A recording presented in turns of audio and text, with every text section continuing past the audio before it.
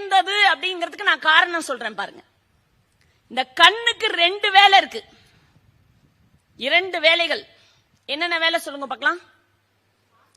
பார்ப்பது, கண்ணீர் வடிப்பது. பார்ப்பது, கண்ணீர் வடிப்பது.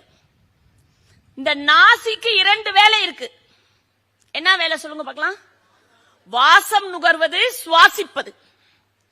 இந்த வாய்க்கு 2 வேலை இருக்கு, அது நமக்கு நல்லா தெரியும். சாப்பிடுறது, பேசுறது.